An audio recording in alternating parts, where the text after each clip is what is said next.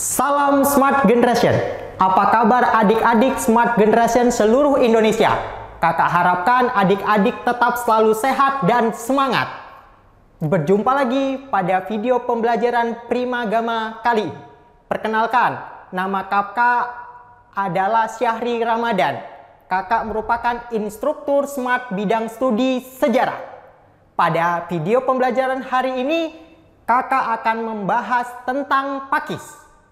Apa itu dek pakis? Ingat, pakis itu bukan merupakan sayuran ataupun buah-buahan. Tetapi pakis itu adalah singkatan dari perkembangan agama dan kebudayaan Islam.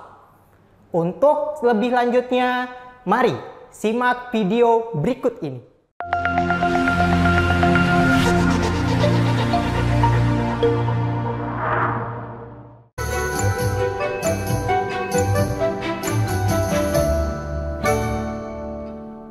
Oke adik-adik, kita masuk pada materi pakis, perkembangan agama dan kebudayaan Islam di Indonesia. Oke, selanjutnya kita akan masuk proses masuknya agama dan kebudayaan Islam di Indonesia. Ingat deh, ada namanya Smart Solution kita. Yang pertama itu ingat saja, PDKT.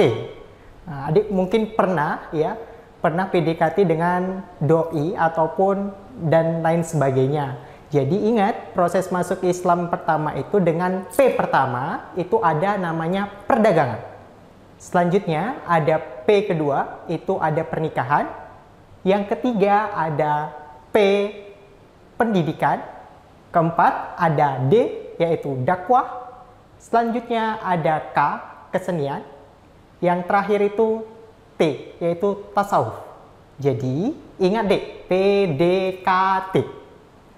Selanjutnya kita akan masuk pada materi proses masuknya agama dan kebudayaan Islam di Indonesia. Adik-adik bisa lihat di peta, itu kita lihat persebaran dari agama dan kebudayaan Islam.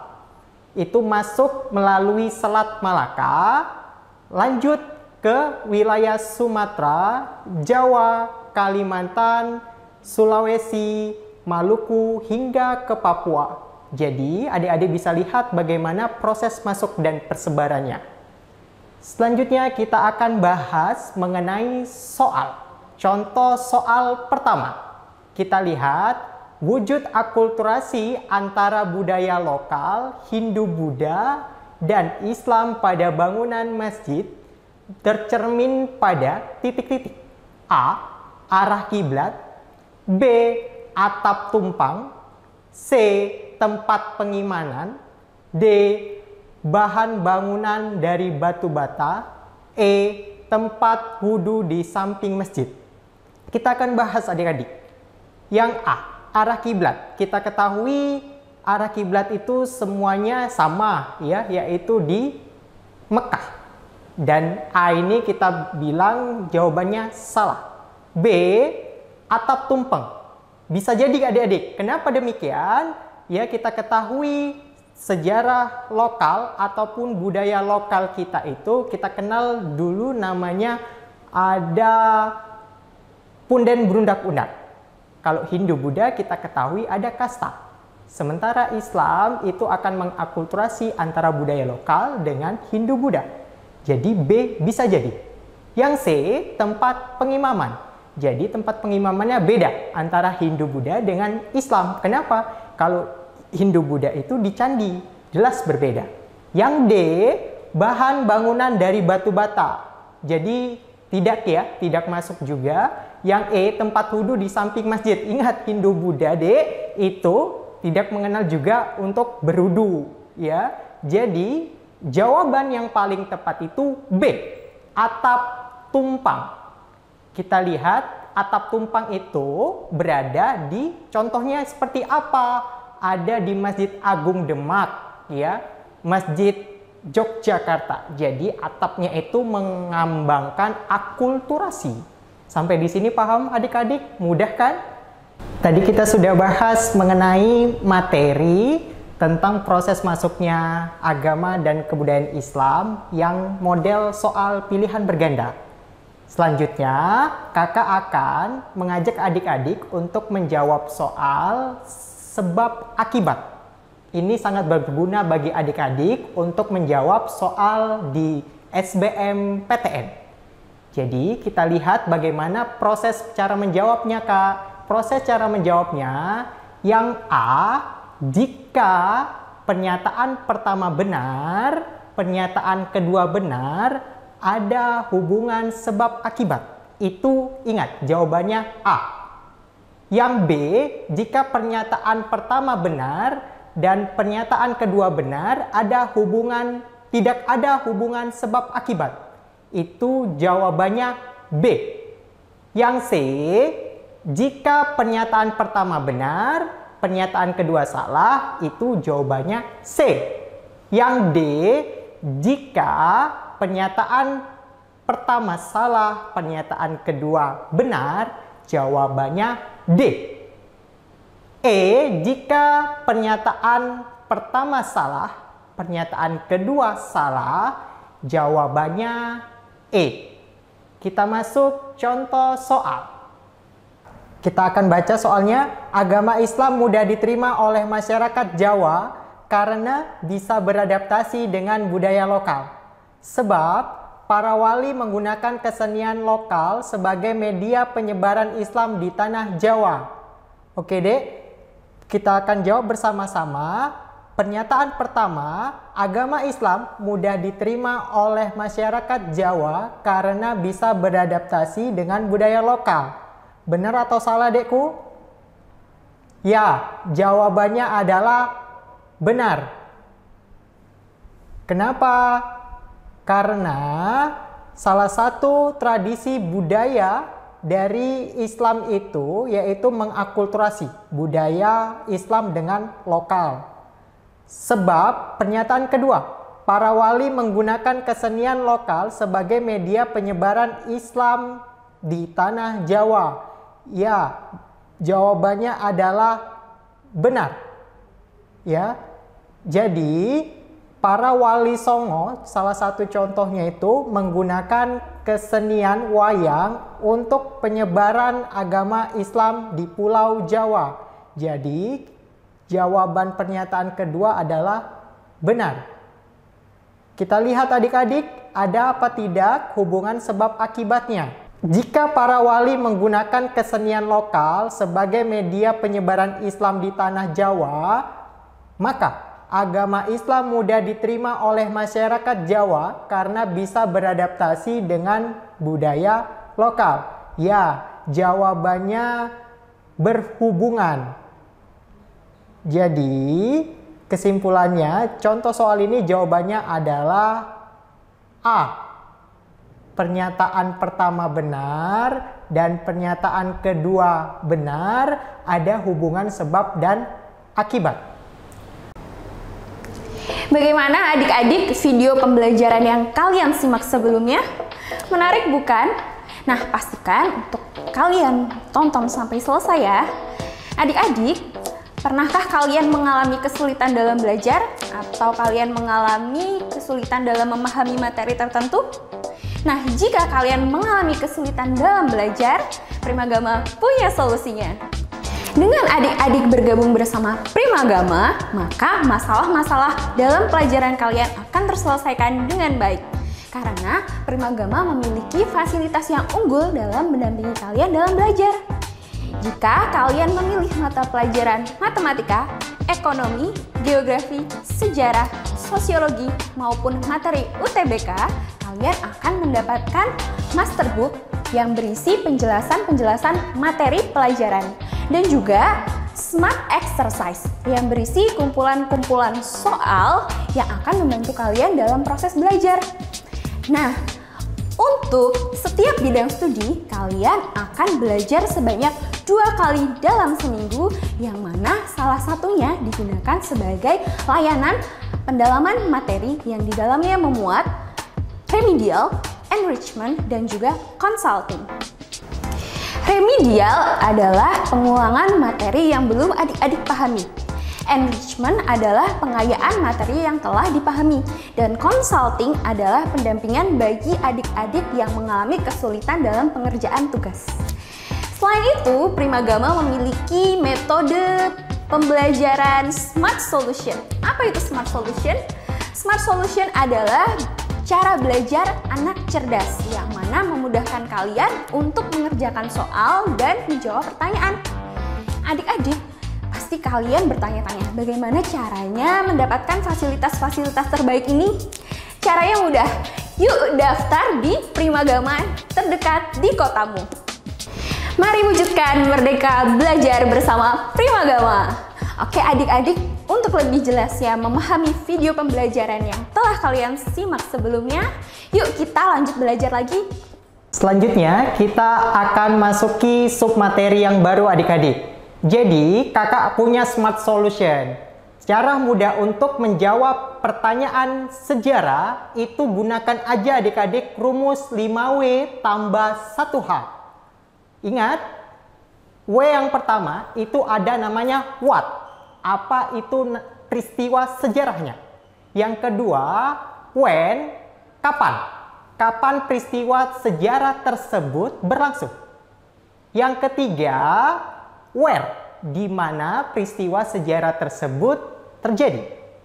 Yang keempat, ada namanya who, siapa. Siapa saja pemimpinnya, siapa pelakunya, ataupun aktornya. Yang kelima, why, kenapa. Kenapa peristiwa sejarah tersebut bisa terjadi. Yang terakhir, ada namanya how. How itu bagaimana proses kehancuran dari peristiwa sejarah tersebut. Gampang kan adik-adik? Untuk selanjutnya kita akan bahas mengenai kerajaan Islam yang ada di Indonesia. Yang pertama, kita gunakan rumus 5W tambah 1H tadi. What? Apa? Nama peristiwa sejarah tersebut. Kita masukkan Kesultanan Samudra Pasai. Selanjutnya ada when. When itu kapan? Kapan berkuasanya Kesultanan Samudra Pasai di Indonesia? Yaitu dari tahun 1267 sampai 1521 Masehi.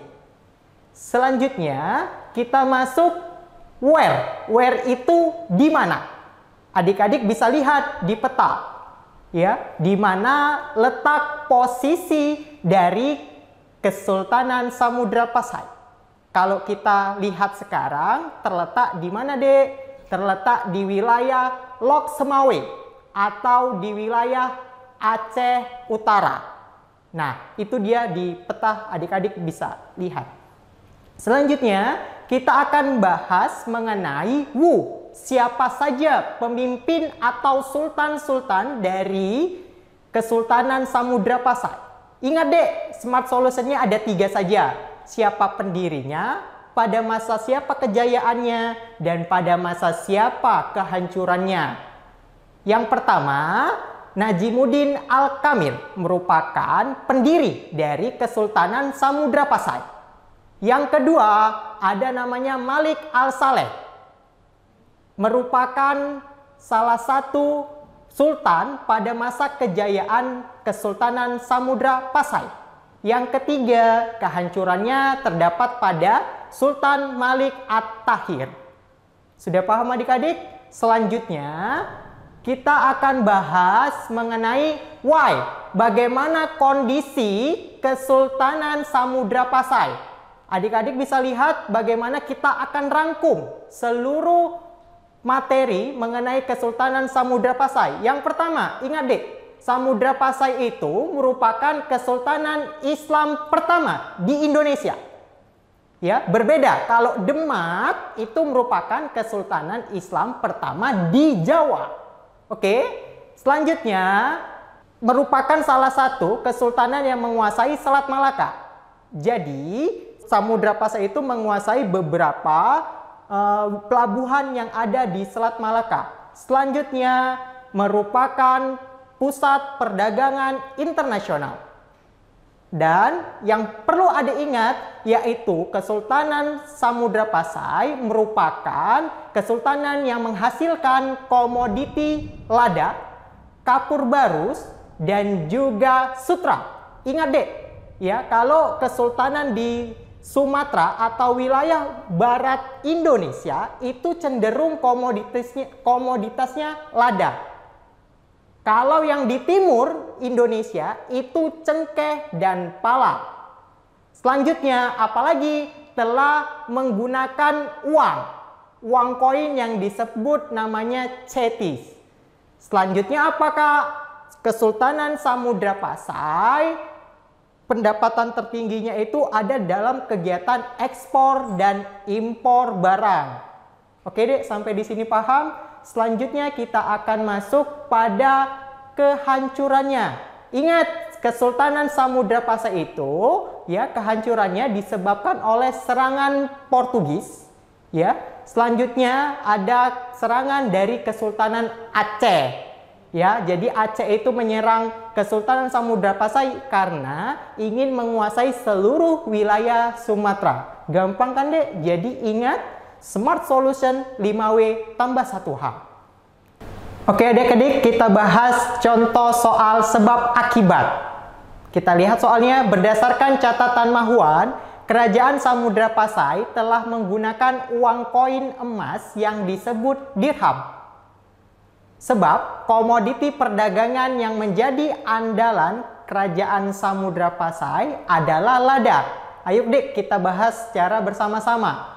Pernyataan pertama, berdasarkan catatan Mahuan, Kerajaan Samudra Pasai telah menggunakan uang koin emas yang disebut dirham.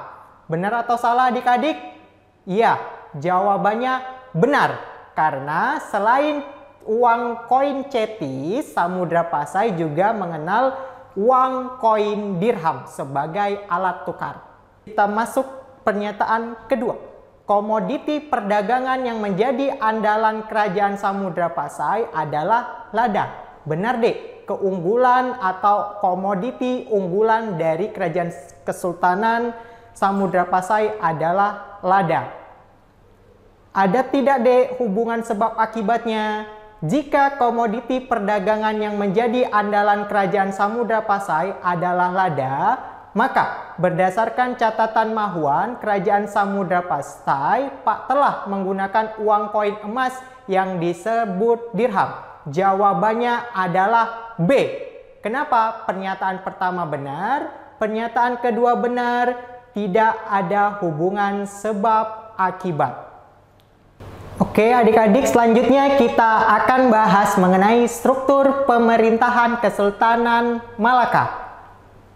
Oke, yang pertama itu ada namanya Sultan. Sultan itu sebagai pemimpin. Dalam bertugas, Sultan dibantu oleh Pati. Selanjutnya di bawah Pati ada Laksamana. Laksamana itu bertugas sebagai menjaga keamanan laut. Di bawah Laksamana ada namanya Syah Bandar. Syah Bandar itu bertugas sebagai pemungut ataupun bea cukai di pelabuhan. Di kota ataupun daerah ada pimpinan atau jabatan bupati. Bupati bertugas sebagai penanggung jawab kota. Di bawah bupati ada jabatan tumanggung. Tumanggung itu bertugas sebagai penanggung jawab suatu daerah. Sudah paham adik-adik? Selanjutnya kita akan bahas mengenai bagaimana penyebab kehancuran dari Kesultanan Malaka. Ingat dik, ya, Kesultanan Malaka itu hancur karena adanya serangan dari Portugis. Portugis menguasai Malaka itu pada tahun 1511. Jadi, ingat, Kesultanan Malaka itu hancur pada abad 1511 Masehi. Selanjutnya kita akan bahas contoh soal sebab akibat. Oke adik-adik, ayo kita jawab bersama-sama. Pada masa perkembangan Islam, penguasa Islam, penguasa kota pelabuhan disebut Syah Bandar. Sebab Gresik adalah sebuah kota pelabuhan Islam yang menjadi persinggahan di wilayah Jawa Barat. Ayo adik-adik kita bahas bersama-sama.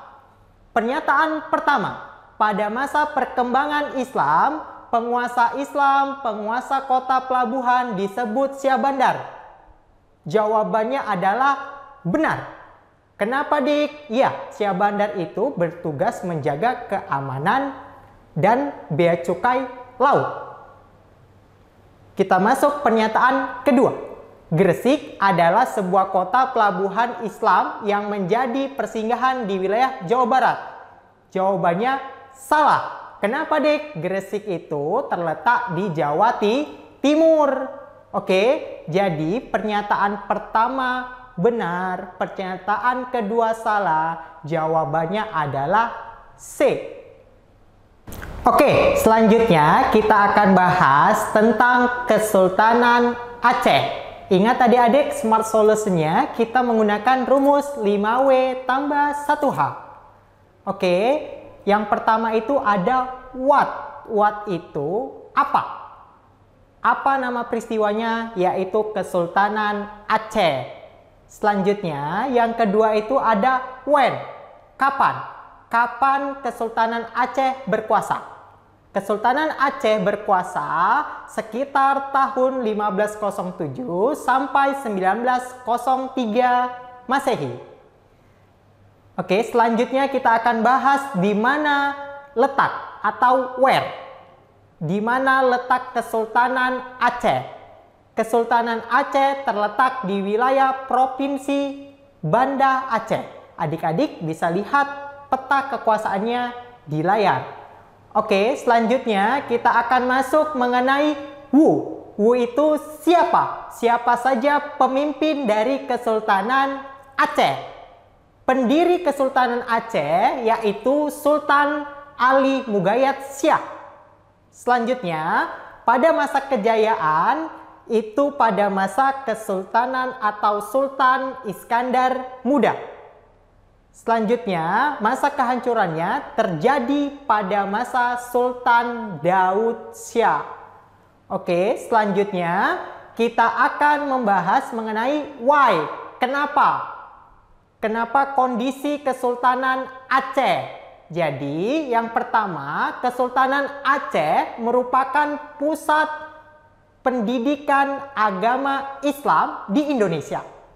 Selanjutnya, Kesultanan Aceh memiliki armada laut yang sangat kuat, sehingga tadi Aceh itu berkuasa sangat lama adik-adik, dari 1503 sampai 1907. Oke, next selanjutnya Kesultanan Aceh juga menjadi bandar transit internasional. Kenapa? Karena letaknya tadi dekat dengan Kesultanan atau Selat Malaka. Oke, selanjutnya menguasai hampir seluruh wilayah Sumatera. Wilayah Sumatera itu meliputi wilayah Sumatera Timur atau wilayah bagian timur.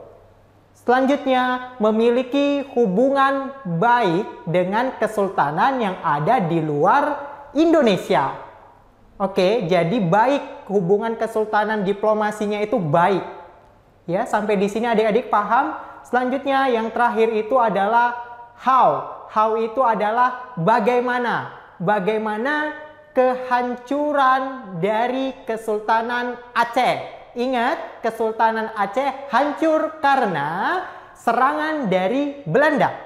Selanjutnya, karena perang saudara antara kaum bangsawan dengan kaum ulama. Penyebab kehancuran berikutnya, banyak daerah-daerah yang melepaskan diri dari Aceh. Yang terakhir, tidak ada Sultan Aceh yang mampu menggantikan sosok karakter Iskandar Muda. Sampai di sini paham adik-adik? Oke, selanjutnya kita akan bahas contoh soal sebab akibat.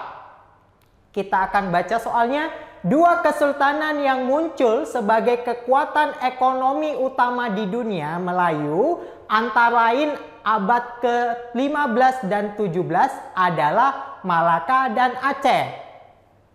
Sebab Kesultanan Malaka dan Aceh merupakan kerajaan maritim yang menghasilkan salah satu komoditi rempah terpenting yang diproduksi di Nusantara, yaitu lada. Oke deh, ayo kita bahas. Pernyataan pertama, dua kesultanan yang muncul sebagai kekuatan ekonomi utama di dunia Melayu, antara lain abad ke-15 dan 17 adalah Malaka dan Aceh. Oke, jawabannya benar atau salah, Dek? Yes, jawabannya adalah benar. Ya, karena pada abad ke-15 dan 17, Malaka dan Aceh menguasai daratan Semenanjung Melayu dan wilayah Sumatera. Oke, Dek. Selanjutnya, kita akan bahas pernyataan kedua. Kesultanan Malaka dan Aceh merupakan kerajaan maritim yang menghasilkan salah satu rempah terpenting yang diproduksi di Nusantara, yaitu lada. Apa jawabannya, Dek? Yes, jawabannya adalah benar. Karena komoditi unggulan dari kerajaan Malaka dan Aceh itu adalah lada. Oke, Dek. Selanjutnya kita lihat ada apa tidak hubungan sebab akibatnya. Kita lihat, jika Kesultanan Malaka dan Aceh merupakan kerajaan maritim yang menghasilkan salah satu rempah terpenting yang diproduksi di Nusantara, yaitu lada, maka dua kesultanan yang muncul sebagai kekuatan ekonomi utama di dunia Melayu antara lain abad ke-15 dan 17 adalah Malaka dan Aceh. Jawabannya adik-adik, yes, berhubungan. Jadi, jawaban soal ini adalah A. Pernyataan pertama benar, pernyataan kedua benar, dan saling berhubungan. Gampang kan adik-adik? Demikian adik-adik materi singkat mengenai Pakis atau perkembangan agama dan kebudayaan Islam di Indonesia. Kita jumpa lagi pada video pembelajaran Primagama selanjutnya. Jangan lupa subscribe dan bunyikan loncengnya agar adik-adik mendapatkan notifikasi video pembelajaran menarik lainnya.